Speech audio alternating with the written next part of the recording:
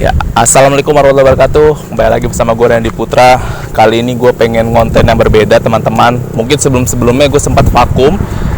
Gue hanya konten-konten yang seputar kuliner, terus tempat wisata. Kali ini gue coba pengen bikin satu program yang baru, dimana nih namanya Mezzo Otomotif. Nah, Mezzo Otomotif ini gue bakal ngebahas atau review seputar motor-motor daily yang dimana bisa menjadi siapa tahu bisa menjadi masukan buat kalian semua dalam memberi atau membeli motor-motor, khususnya motor-motor second ya. Nah, kali ini gue pengen coba review. Gue nggak prioritasin motor-motor yang ibaratnya motor-motor hobi atau motor-motor kisaran yang orang-orang beli tuh ya emang beli buat mingguan, pakai mingguan. Enggak, nih gue lebih prioritas ke motor-motor daily. Nah, review yang pertama ini gue pengen review salah satu motor yang dimana di Pulau Jawa ini sangat mungkin sering kalian jumpai atau sering kalian temui, teman-teman, kalau kalian melintas di jalan raya. Yang pertama kali gue review adalah motor tersebut. Nah, motor ini jenis Matic, dan motor apakah itu? Ya, ada Honda Beat 2014. Nah, ini langsung seperti apa reviewnya. Gue aku banget ya, nggak apa-apa ya, ini rambut gue soalnya risih banget, masuk ke mulut, takutnya sampai usus rambutnya gitu kan. Langsung aja tanpa berlama-lama lagi, ini langsung gue akan review Honda Beat 2014. Check it out.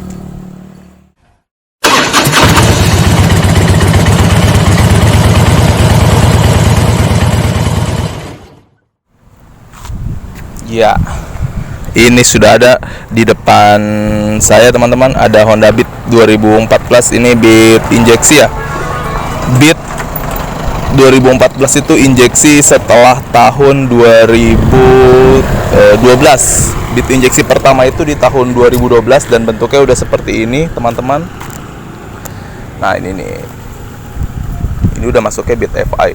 Nah, gue bakal coba review motor ini. Mungkin kalian, teman-teman, sering banget ngeliat motor-motor ini tuh di pinggir atau di pinggir jalan. Malah gue yang di pinggir jalan ya.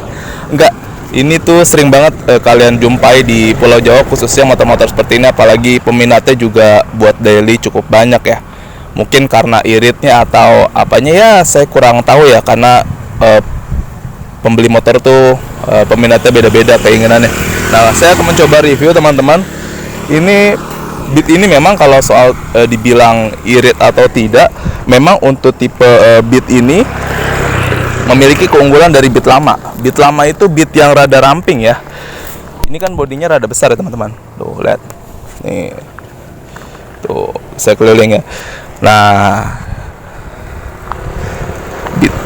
Kalau misalnya yang Beat lama itu 2006 sampai 2012 itu modelnya Beat yang kecil. Kalau ini udah Beat yang besar. Nah, untuk Beat lama itu memang lebih boros ketimbang Beat yang udah model ini, yang udah model injeksi. Karena dari secara pengaturan pembuangan bensinnya udah berbeda. Kalau ini udah injeksi, kalau yang lama itu masih karburator. Nah, kalau untuk daya tampungnya 1 liter itu untuk Beat ini, 1 liter itu didapat menempuh hingga lebih kurang 63 km. Sedangkan Beat lama atau Beat karbo itu dia hanya mencapai 58 km per 1 liter ya, teman-teman. Dan bedanya lagi dari secara bodi ya. Bodinya ini rada besar, kita bisa lihat. Ini bodinya rada besar ketimbang Beat yang lama, karena dia yang Beat lama itu lebih ramping. Terus tapi ada persamaannya juga. Persamaannya itu ini, teman-teman, ada dari velg. Nah, velgnya ini semua Beat dari tahun 2006 ya, pertama kali, atau 2008 ya, 2006 sepertinya. Itu velgnya ukurannya sama, velg ring 14. Ini juga berlaku sampai Beat-Beat yang saat ini, teman-teman. Mungkin Beat Deluxe itu juga sama ya, ukurannya size di ring 14. Dan ring 14 ini juga sama seperti Vario 110 ya. Vario Tekno pun juga sama, Scoopy pun juga sama, Genio juga sama. Itu velgnya di ring 14. Dan selain itu desainnya saja yang berbeda. Kalau misalkan velg nih, teman-teman, ini velg ya, velg yang ini nih.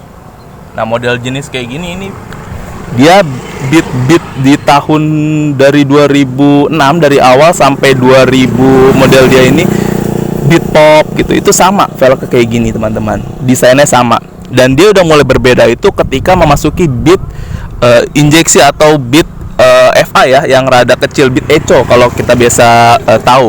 Bit echo yang rada kecil itu mulai tahun 2016 dia udah ada model barunya bit echo, dan velgnya tuh dia udah beda teman-teman. Dia tuh udah ada di sini nih, dia dua velg ya. Nah, kecil gitu.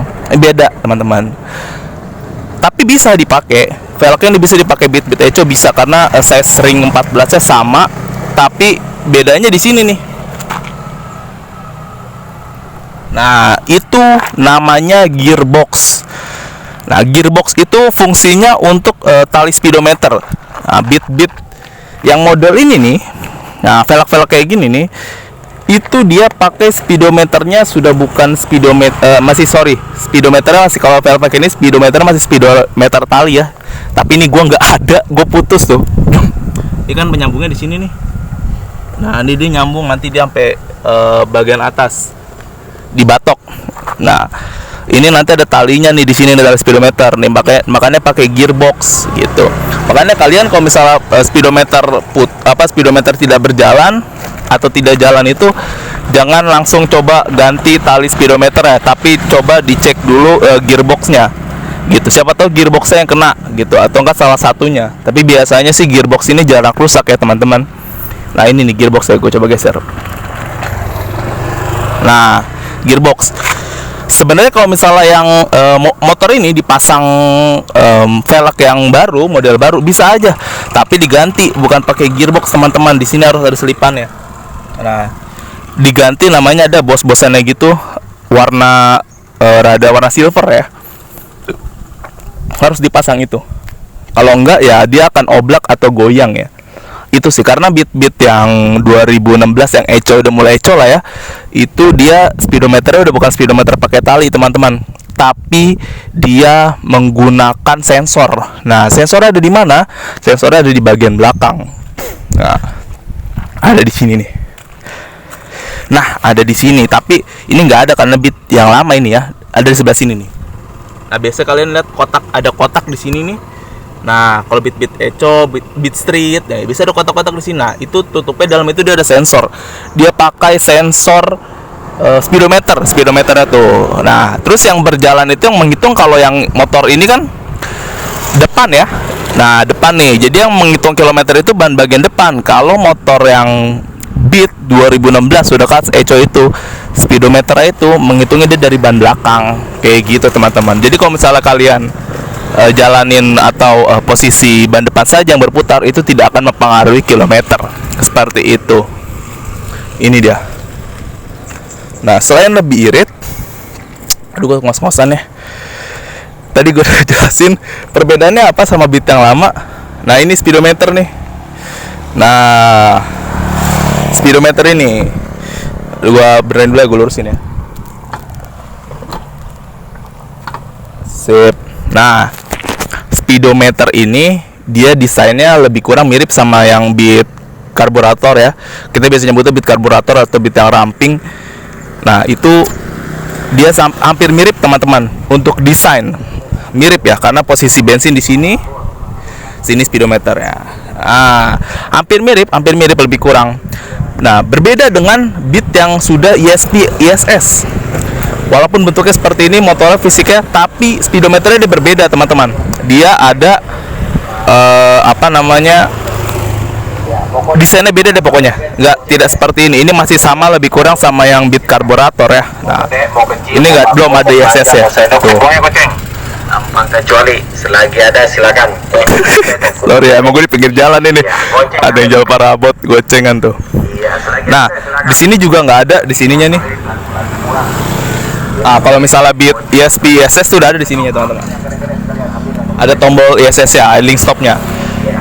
Dan bedanya lagi, motor-motor kayak gini tuh dengan motor yang walaupun desainnya sama ya, 2012 sampai 2015. Desainnya sama semua teman-teman. Untuk fisiknya seperti ini tuh. Untuk fisiknya sama, tidak ada yang berbeda. Tapi starter, nah, yang membedakan starter ya, kalau bit-bit kayak gini, ini starternya starter kasar teman-teman. Starter kasar ini bukan berarti kalau misalnya waktu dinyalain starter langsung wah gue nyala, nggak gitu, itu kasar banget, enggak. Bukan, apalagi saat awas juga bukan waktu di jalan, halo punten ibu, enggak, bukan ya. Tapi itu bedanya ketika dasar suara mesinnya, hentakan mesinnya gitu teman-teman. Kalau misalnya ini nih Beat yang 2014 yang belum ESP ISS itu dia bunyinya masih kasar starter. Jadi waktu di starter nggak langsung dek dek dek dek deng, langsung nyala gitu, enggak, dia ada bunyi ya, itu baru perbedaan di situ juga. Lebih kurang spesifiknya di situ teman-teman. Dan terus perbedaannya lagi teman-teman, Honda Beat ini nih, Beat Carbo itu maupun injeksi itu lebih kurang mirip-mirip juga sih, karena Beat Carbo itu maupun injeksi memiliki ukuran yang serupa untuk dari segi shock breaker. Shock breaker yang ini nih, shock breaker depan. Nah, shock breaker nih teman-teman. Tuh, shock breaker depannya. Nah, ini sama nih shock breaker depannya. Jadi kalau misalnya kalian semua misalnya shock breakernya bocor atau nggak enak, itu bisa kalian ganti atau pasang sama dengan shock breaker yang lama gitu. Beat yang model karbu ya, sama aja sih itu. Jadi nggak perlu diganti-ganti lagi. Tapi perbedaannya lagi teman-teman, ukuran shock belakang. Nah, ini gue belakang lagi ya. Sorry, gue belakang depan bikin kalian ribet ya. Jadi kalau untuk motor Beat karburator itu memiliki tinggi shock ukurannya itu 300 mm per 305 mm. Itu untuk Beat yang karburator ya teman-teman. Kalau udah Beat injeksi itu shock belakangnya itu kisaran 325 mm atau 320 mm. Lumayan ya bedanya ya. Ada sekitar 25 mm nah shocknya ini. Ini yang Beat lama. Beat baru itu dia rada tinggi ya teman-teman. Oh, ini dia. Velgnya sama dan joron-joronnya juga sama teman-teman untuk Beat karburator dan Beat yang lama. Ini dia. Mau intip bagasinya boleh? Kita coba intip bagasinya.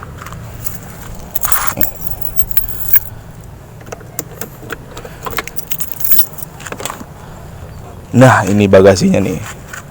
Bagasinya ya Beat normal lah ya, sama kayak Beat pada umumnya. Nih bagasinya, bensin, lampu juga masih bolam, kabel sama aja sih, lebih kurang ini untuk bensin.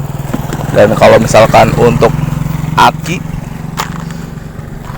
nah, aki ini nih, aki ada di sini, sama semua Beat semua ada di sini, Scoopy, Vario semua ada di sini. Dan dia ukuran akinya juga berbeda. Itu kalau misalnya Beat yang baru tuh dia rada besar karena kan dia menggunakan power full di listrik ya. Kalau misalnya ini Beat yang ini dia rada kecil akinya teman-teman. Nah, di sebelah sini aki. Ini sama semuanya nih. Nah, untuk kunci, rumah kuncinya sama semua. Jadi nggak ada perbedaan. Oke.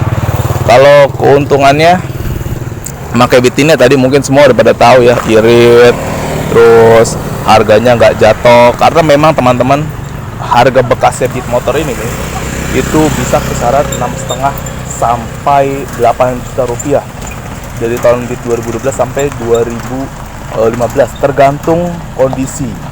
Nah, Beat kayak gini nih harganya nggak jatuh teman-teman gitu.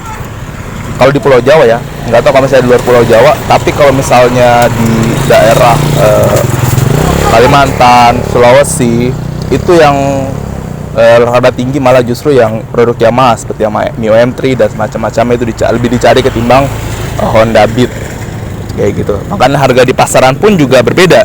Yamaha itu di luar Pulau Jawa itu lebih mahal. Kalian bisa cek langsung di marketplace, Facebook juga, dan marketplace OLX mungkin ya. Oke, mungkin saja teman-teman yang bisa gue sampein. Dan sampai bertemu di konten review jujur berikutnya. Oke, waktu saya pas teman-teman. Salam sehat dan ikuti konten terus Moza Otomotif. Bye bye.